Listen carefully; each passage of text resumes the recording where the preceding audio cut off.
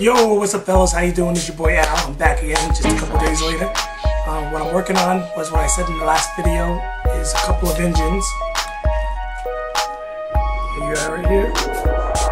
They're both Dash 840Bs, cotton belts, and obviously it's a division of Southern Pacific. These are John Reagan's, so John, I'm about to hook them up now. Everyone out there who's watching this video, when you want to do an engine, a certain steps you have to take before you start the weather and doing anything. I put on my gloves. I will wash this down a little bit because the fingerprints always happen, but I always wash them down. What I will do is tape off the windows. I want to make sure you tape off all the windows, so when you do all that dull coat, some of the airbrush paint, it doesn't get in the windows and block it up and looks really bad. So you do that as well. You block off the lights, front and rear. I block off the wheels as well. Sometimes I take them off. This is what John sent me. Some pictures of how he wants them to look. So, I have something to work off of. And there's the letter. So I'll be working off those pictures once I'm done eating my honeydew, and come back in a little bit with gloves on. Alright, I'll see you guys in a little bit. Alright, so I'm back now. So what I've done so far is, as you can see, on both the models, the windows are taped off. That's a very important step. And as you can see, I also removed the wheels as I told you I was going to. So that's a really good step too, because then you don't have to clean them on. Later, you just pop them back in, good to go. I'll tape off the bottom so that the airbrush paint overspray doesn't go in there. So now this is ready. Both of them are ready to be weathered. But in order to weather this, I will not use my regular fade mix as you see me use quite often.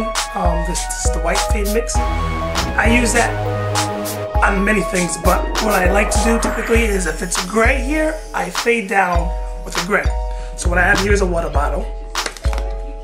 And I don't need much, there's only a little bit of water in here as you can see. And you can use really any gray, it doesn't matter. This paint's gross though, it's been sitting too long.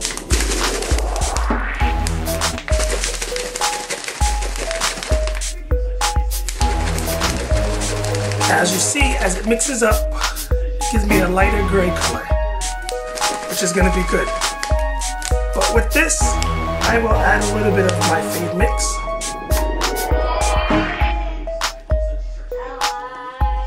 Not much, just a little bit. See, I don't measure. Everyone asks me all the time, how much do you do? You're seeing what I do, I don't measure. Okay, now that's a good, nice light gray.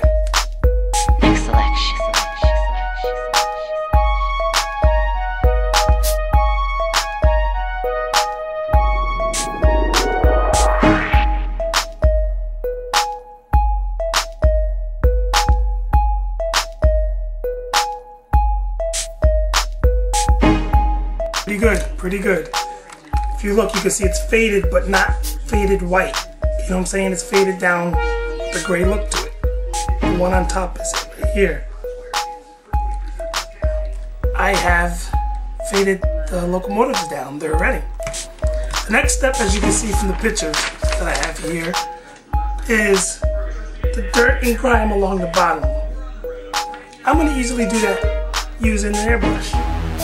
Once I do that, it's a matter of doing a little bit of detail weathering, like to the grills, and that's basically it. To the engine stack, maybe a little black across the top, and then it's all done. It's just that simple. Go along the bottom and come up a little bit, like that. Feather up.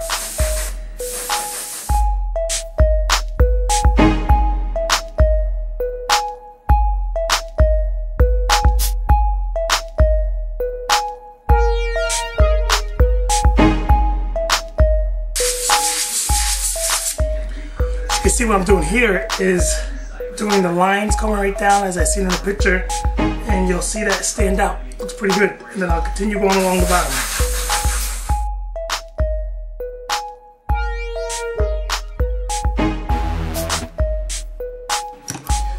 Now what I'm going to do is I'm going to do a few more coats. I'm going to use a little bit of powder, light powder, to enhance it and then go over it, and this thing will be almost done.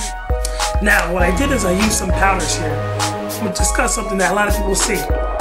I just sprayed it with the dough coat, so a lot of stuff that was just there disappears. So what I always do, I always end with powder, because what happens is the powder sticks to the dough coat. Well, in this case, the powder sticks to the crystal clear. I don't use dough coat, but the powder sticks to the crystal clear and looks perfectly fine after. And it doesn't just rub right off or nothing either. I always end with powder. Nice. Very, very nice. I end off with this.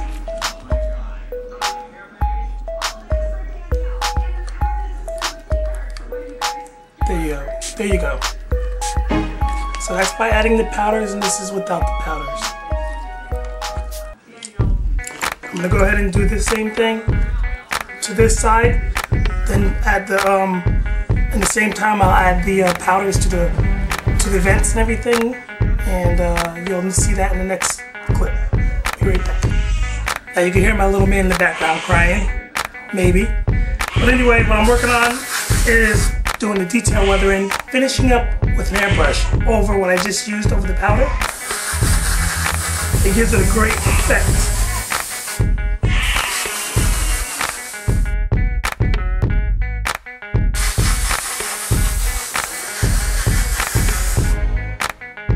What I'm gonna do is work on the vents.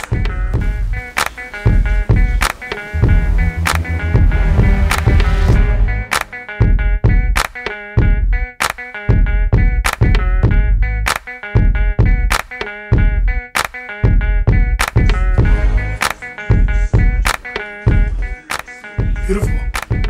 There you go. It's this side. I'm gonna go ahead and go do this side. Okay. This model's complete. I have to put the wheels back on and take the tape off. But I want you to see a gorgeous, gorgeous completed model. Just doing the steps I just showed you, coming off with a really, really nice model. Alright, so now I spent the last 45 minutes on the second one. They are both done and looking hot. There you go.